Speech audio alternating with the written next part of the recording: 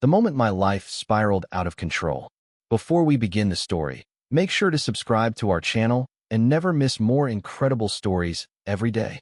The night the cops pounded on my door, I knew this all came from one stupid yes. That's how Officer Riley introduced himself. 3 hard knocks, a pause, then a fourth like he already knew I was standing on the other side debating whether to pretend I wasn't home. It was January 12th, a Thursday night, 10:43 p.m. I remember because my phone was still open to the email that had set my life on fire. Formal notice of civil action, recording incident October 3rd.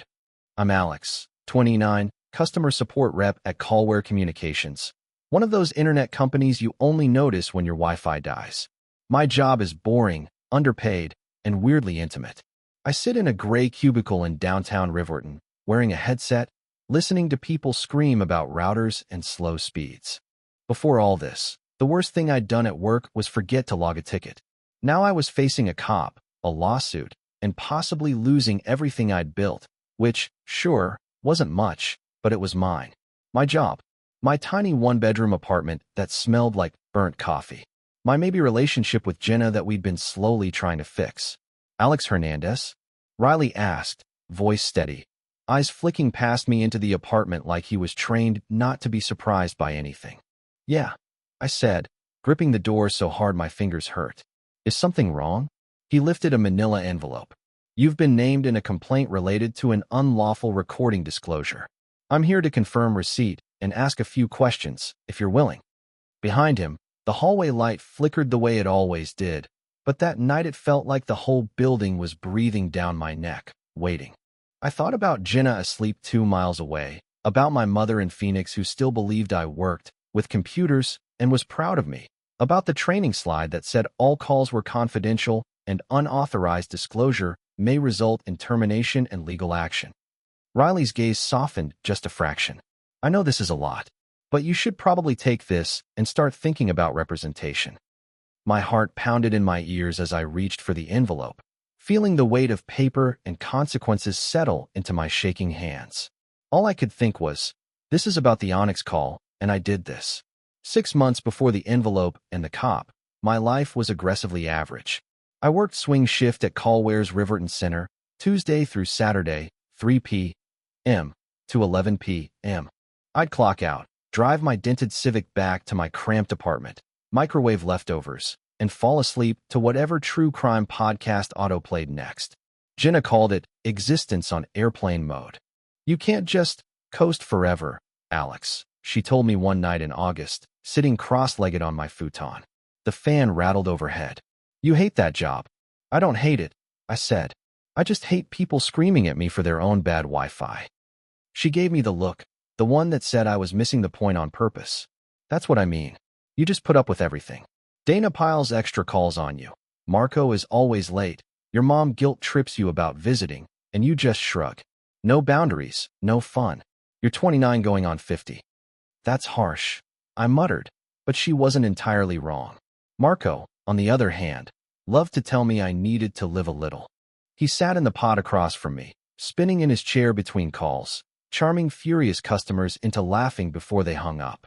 You're good, Alex, he'd say, tapping my headset. But you're so scared of getting in trouble that you never bend the rules when they actually deserve it. The thing is, he wasn't completely wrong either. I followed the script, the policy, the quality checklist.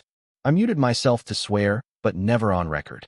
I double-checked every account number like the training videos drilled into us.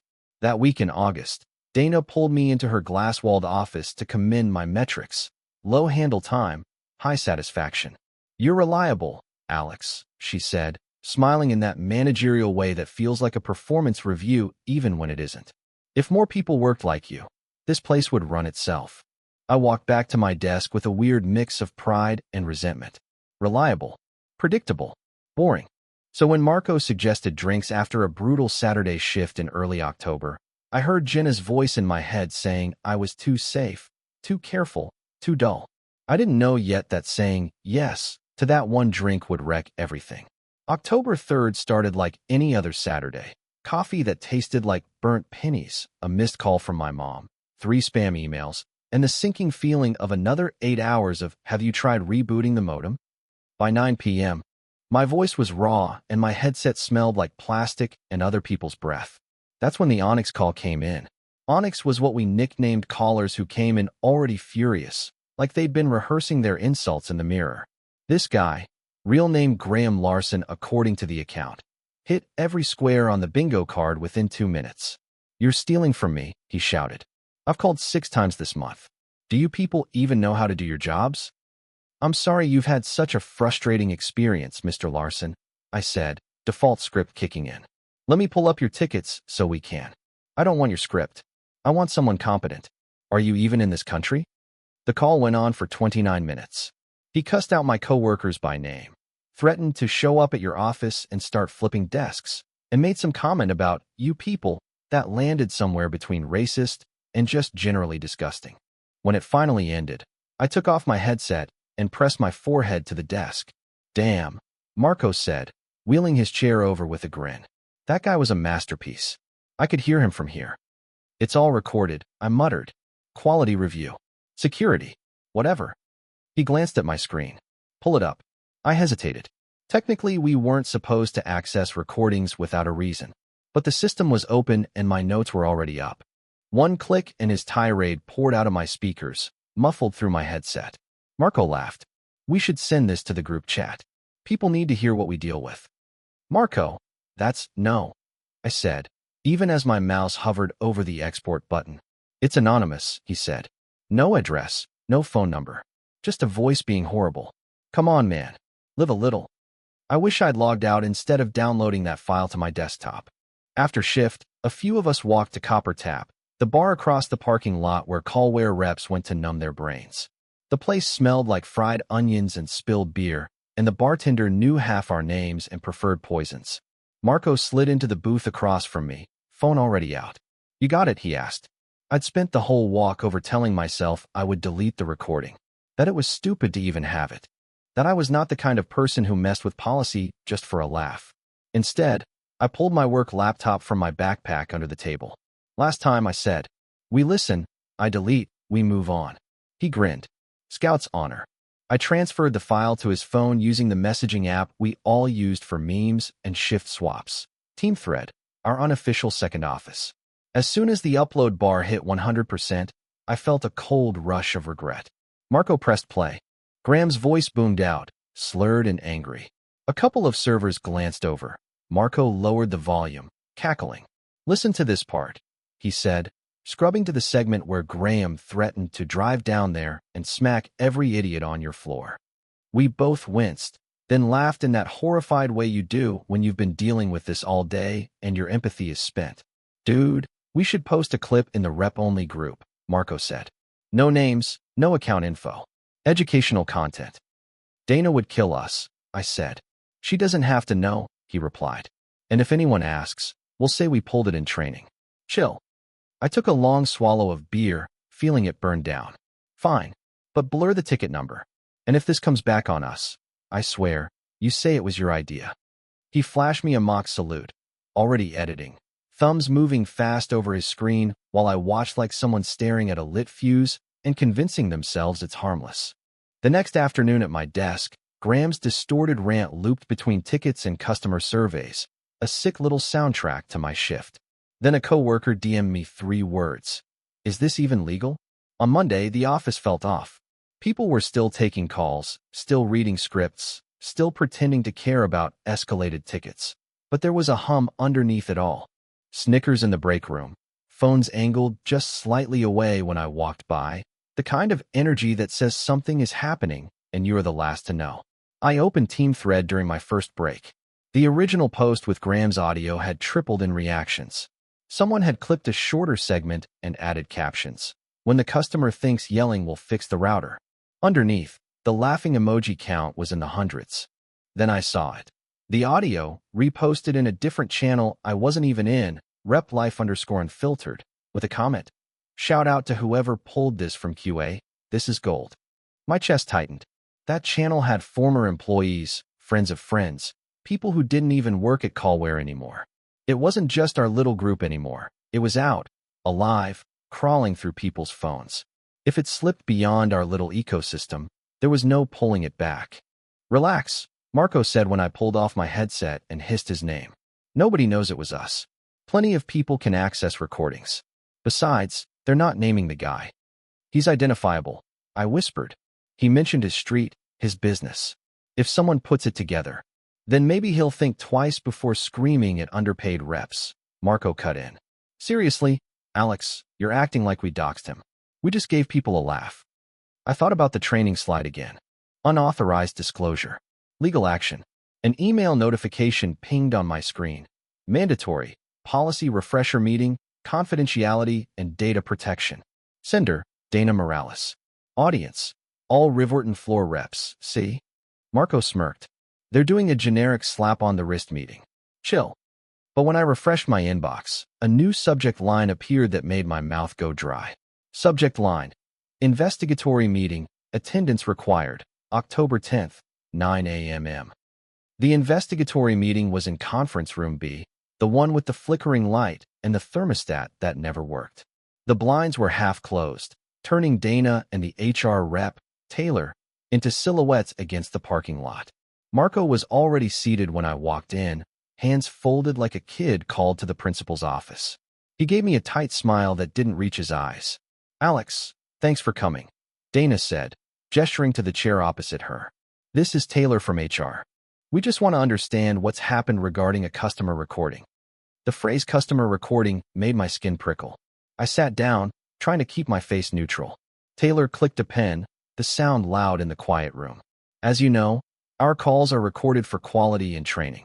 Access to these recordings is restricted. We've been made aware of a clip circulating in unofficial employee chats that appears to have originated from our system. Marco cleared his throat. A lot of people have access. QA, supervisors, other centers. Marco, Dana said sharply. We're going to ask each of you some direct questions. They started with him. Had he seen the clip? Yes. Did he know who posted it? He wasn't sure. Maybe someone in QA.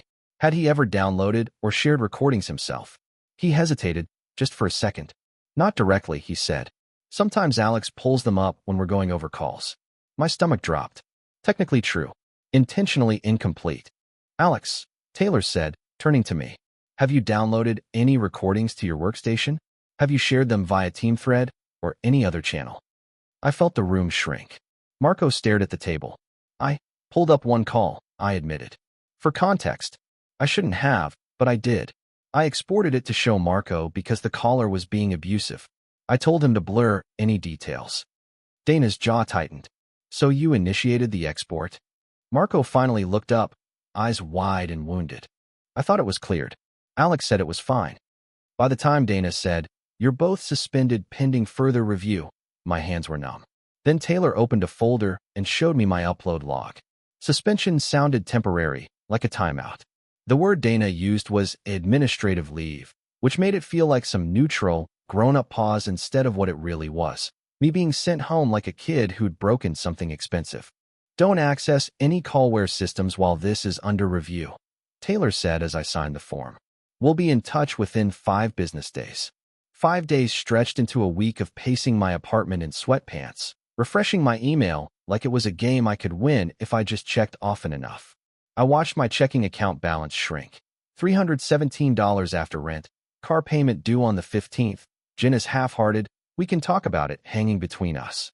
You didn't kill anyone, she said over takeout one night. Worst case, they write you up and tell you not to do it again.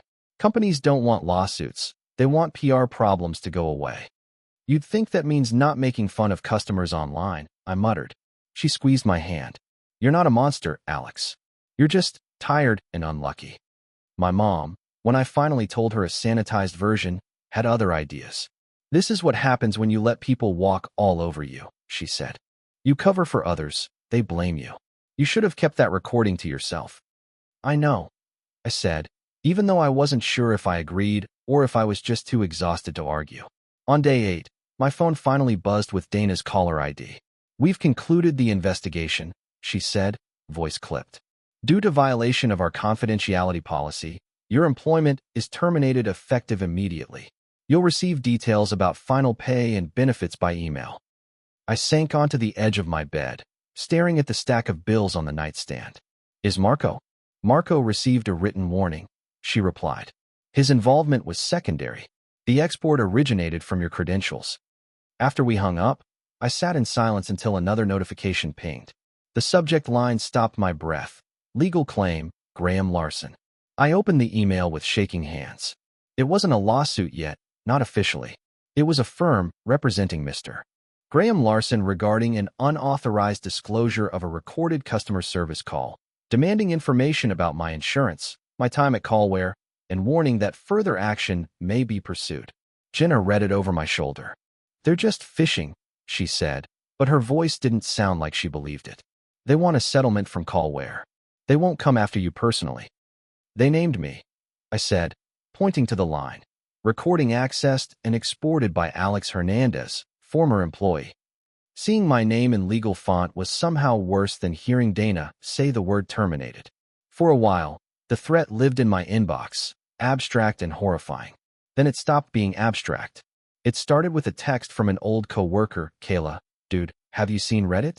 I hadn't. I was too busy trying to figure out how to stretch $200 over the rest of the month. But I opened the link she sent, and there it was. A post on our /asshole titled, Internet Company Records My Meltdown, Staff Passes It Around Like a Meme. The audio was embedded, clipped, and cleaned.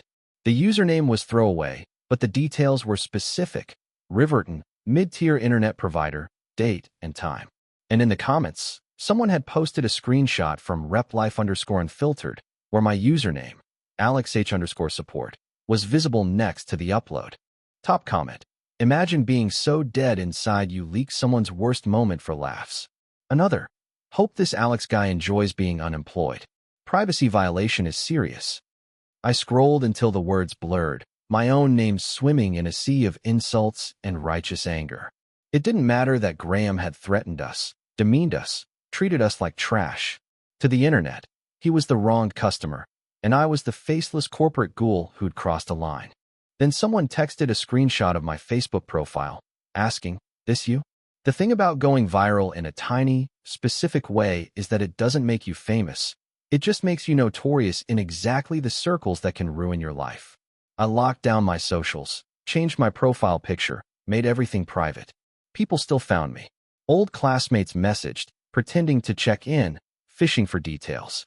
A stranger DM'd me a clip of the call with the caption, "How does it feel to be the villain?" I tried going back to basics. Problem, solution. That was what we did at Callware, right? Identify the issue, take steps. I called the legal aid number listed in the email. "We can't represent you against a civil claim yet," the woman on the phone said, her voice professional but not unkind. "But you need to stop talking about this case online, gather documentation, and consider retaining counsel. Screenshots, emails, your employment documents. Anything that shows who had access." Other people shared the clip. I said, "It wasn't just me. My coworker edited it. There's a whole channel." "Then get proof," she said. "But understand, you exported the call. That's what they'll focus on." I hung up feeling like I'd just been told to build a raft out of receipts and cross an ocean. I tried Marco next. He didn't answer my first call. On the third try, he picked up, sounding winded. "Hey man, can't really talk. Dana's on my ass about adherence." "You still have a job," I said. "You could at least pick up." He sighed. "Look, I got my warning. They're monitoring everything I do. If they think I'm coordinating with you to fight this, I'm screwed. Just lay low. It'll blow over." "Graham is lawyering up," I hissed. "My name is everywhere. We can't just pretend." "Alex," he cut in, voice suddenly cold. "You exported the call. Nobody made you click that button." The line went dead. That night, Jenna found me at the kitchen table surrounded by printed screenshots, highlighter stains, and an untouched bowl of cereal. "You need to decide if you're going to tell the whole truth," she said quietly, "or keep hoping someone else will fix this for you." My laptop pinged with a new email notification, this one from Riverton Police Records Unit. The email from the police wasn't an arrest notice.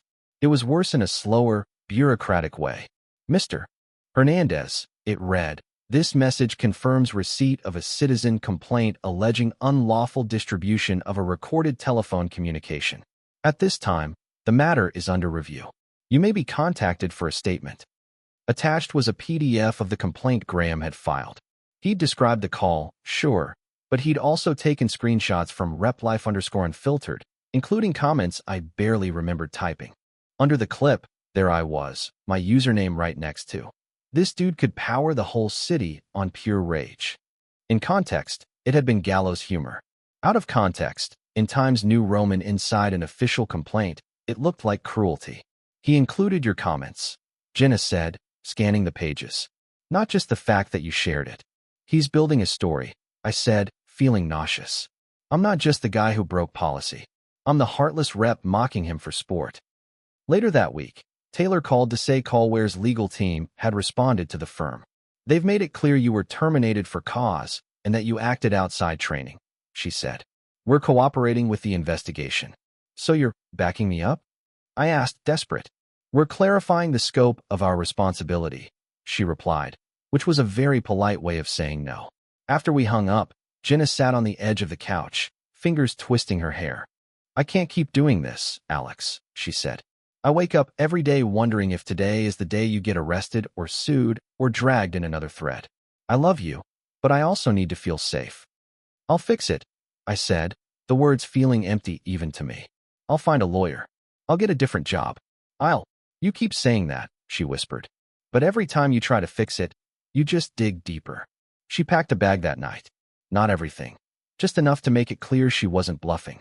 Then Jenna left, saying she'd come back when I finally changed. For a few days after Jenna left, I went quiet in a way that scared even me. No doom scrolling, no rage posting drafts I'd never send, no frantic calls to Marco that went to voicemail. Just silence and the sound of my upstairs neighbor's TV bleeding through the ceiling. On the fourth day, I opened a blank document and typed, timeline of events, Onyx call / Graham Larson incident. It felt like homework at first. Then it felt like confession. I wrote down everything. Date and time of the call. The exact words Graham used that made my hands shake on the keyboard. The moment Marco wheeled over and asked me to replay it. The walk to copper tap. The decision to open my laptop. The rationalizations that everyone does it, that it's anonymous anyway. For the first time, I didn't downplay my part. I wrote, I knew it violated policy. I did it anyway because I wanted someone to validate how awful that call was, and I wanted to feel like I wasn't helpless.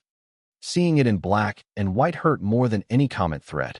When I was done, I printed the document and highlighted every line that described a choice I'd made. Then I went back with a different color and marked every line where someone else was involved. Marco, Dana, Taylor, anonymous coworkers reposting and reacting. The pattern was obvious. I had lit the match, but I hadn't been the only one tossing gasoline. I took my crumpled legal aid pamphlet out of the drawer and called again. This time, I didn't try to spin it. I exported the call. I told the intake guy. Nobody forced me, but my coworker edited and posted it, and the company benefited from years of letting us vent this way off the record. I need help owning my part without being the only one carrying it. He was quiet for a moment. That's a better starting point than pretending you're innocent, he said. We can work with that. He emailed me a list of documents to gather and warned me I might be contacted by law enforcement soon. So when the January knocks came, I'd already chosen brutal honesty. Riley wasn't there to arrest me that January night. He sat at my wobbly kitchen table, recorder on, badge catching the overhead light, while I read from my timeline and answered his questions. Did anyone instruct you to export the recording? He asked. No, I said. I chose to. Marco encouraged me, but I clicked. Did your employer ever suggest that sharing recordings in unofficial channels was acceptable? I thought about the jokes in training, the wink-wink comments from senior reps, the way supervisors would say, you should have heard what this guy said, and everyone would groan. Not outright, I said, but they knew it happened. They laughed along unless it caused trouble. When he left, he thanked me for being straightforward. There's also a civil mediation being scheduled, he said at the door, between Mr. Larson, Callware, and any involved parties. You'll likely be invited to attend. The invitation came 2 weeks later. Neutral law firm, third-floor conference room, beige walls, and a view of the parking garage. Present, Graham's lawyer, a tight-faced woman in a navy suit, Callware's counsel, Taylor as company rep, me, and, to my surprise, Marco. He wouldn't look at me. The mediator explained the rules. No shouting, no direct threats, everything on record. Then he asked Graham's lawyer to summarize. Mr. Larson's privacy was violated, she said. A call in which he was vulnerable and distressed was turned into entertainment content by employees. One of those employees is Mr. Hernandez. My cheeks burned. Vulnerable and distressed. That wasn't how it had felt on the call. But now I just sounded like a bully. When it was my turn, my voice shook, but I didn't look away. I exported the call, I said. I knew it was wrong. I wanted my coworker to hear how bad it was. But I didn't post it in outside channels. Marco did the editing. Others shared it to bigger groups. Callware let this culture slide for years because it helped burned-out reps cope. The mediator turned to Marco. Is that accurate? Marco swallowed, and for once his easy charm completely deserted him. Marco finally nodded, barely. Yeah, he said. Alex exported it. I edited it and posted the first clip. I didn't think it would leave our rep channel. Taylor shifted in her chair, but didn't contradict him. For once, nobody tried to spin it as just one bad actor. The negotiation part of mediation was long and ugly. Graham spoke once, voice low and shaky, describing how his son had played him the Reddit post on their TV. I sounded unhinged, he said. I was embarrassed. But what hurt more was knowing people who were supposed to be helping me were laughing. I wanted to tell him how many nights I'd gone home shaking from calls like his, how dehumanizing it was on my side too. But this wasn't the place for my bruises. In the end, Callware agreed to a settlement I wasn't allowed to talk about, along with a public statement about strengthening our employee privacy training and internal culture. My name would not be used in any press releases. They emphasized that part like it was a favor. As for me, Graham's lawyer offered terms. No individual lawsuit if I signed a personal apology and agreed not to work in a customer contact role for a set period. No admission of legal liability, but a formal acknowledgement of harm. My legal aid contact, who'd managed to attend by phone, whispered through the speaker, "Given your resources, this is probably the best you'll get." I signed. My hand shook, but the pen still worked. Marco's outcome was quieter. He lost his job, effective immediately. No severance. On the way out of the building, he caught up to me by the elevator. "You happy now?" he snapped. "You dragged me down with you." "You dragged yourself," I said, more tired than angry. We both did. He opened his mouth like he wanted to lob one more blame grenade, then just shook his head and walked away, badge already deactivated. Outside, the parking lot glistened with cold rain, the building humming in different fluorescent light. That night, I realized nothing would change unless I rebuilt myself from scratch. Rebuilding didn't look like some montage with upbeat music. It looked like waiting in the lobby of a community mental health clinic that smelled faintly of bleach and burnt coffee, filling out intake forms that asked, "Have you ever felt your life was out of control?" And circling, "Yes," so hard the pen almost tore the paper. My therapist, Dr. Lee, was younger than I expected, with tired eyes and a stack of sticky notes on her desk. "So," she said in our first session, clicking her pen, "tell me about the night things spiraled, and the night you realized they already had." I talked until my throat hurt, about the Onyx call and Marco's grin, and the way the upload progress bar had felt like a countdown. About the Reddit thread, the mediation, the settlement. About Jenna leaving with a bag instead of a suitcase because part of her still hoped I'd figure it out. "And before that," she asked gently, "how long have you been choosing silence over conflict?" It was a good question. I didn't have a neat answer. Money-wise, I took whatever jobs I could that didn't involve direct customer contact. Overnight stocking at a grocery store. Data entry for a friend's uncle's small business. It was humbling work, the kind where nobody cared about your soft skills, just whether you showed up and did the thing. I changed my phone number. Deleted team thread. Blocked Marco after he sent one last text about how I'd overreacted everything into ruin. I called my mom more regularly, even when her lectures graded, because at least she still answered. Jenna stayed gone, but sometimes she'd text to ask how therapy was, or whether I'd eaten something besides cereal. I didn't push her for more. For once, I was okay with not forcing a resolution before it was ready. Slowly, the viral post sank in the algorithm, replaced by a million new outrages. My name stopped showing up in search suggestions. The world moved on, even while I was still catching my breath. The first full night of sleep made me wonder what came next. When people talk about the moment my life spiraled out of control, they make it sound like a cliff. One step, and suddenly you're falling. For me, it was less dramatic and more insidious. It was one tired, petty decision on a random October night, stacked on top of years of smaller choices to avoid conflict and chase approval. Exporting that call didn't make me evil overnight. It just revealed the cracks that were already there. I used to tell myself I was the good guy at work. I stayed late. I took the hardest calls. I let other people vent to me. I didn't push back when Dana added extra tasks or when Marco used my desk as his second home. I thought that made me kind. Really, it just made me easy to use. When Graham screamed at me, I wanted someone to say, "Yeah, that was messed up. You didn't deserve that." Instead of asking for support, I tried to manufacture it by turning his worst moment into content. That's on me. I can't blame corporate culture or Marco or the internet for the moment my finger hovered over that export button and I clicked anyway. But here's what I've learned. Taking responsibility doesn't mean volunteering to be the only villain in the story. Callware had a system where dehumanizing customers was quieter, but still baked in. Marco needed a laugh more than he needed a conscience. Dozens of coworkers reacted and reshared without stopping to ask, should we? Graham treated the person on the other end of the line like a punching bag. We all contributed to the mess in different ways. These days, when I hear people complaining about cancel culture or internet mobs, I think about how terrifying it was to see my name stripped of context and pinned to one bad decision, like that was the total sum of me. I also think about how weirdly freeing it was, later, to say out loud, in a recorded interview and in therapy, I did this. I hurt someone. I'm trying to do better. If there's any advice in this, it's this. Don't wait for a cop at your door or a lawyer in your inbox to make you look at the way you move through the world. Ask yourself who pays the price for your jokes, your shortcuts, your silence.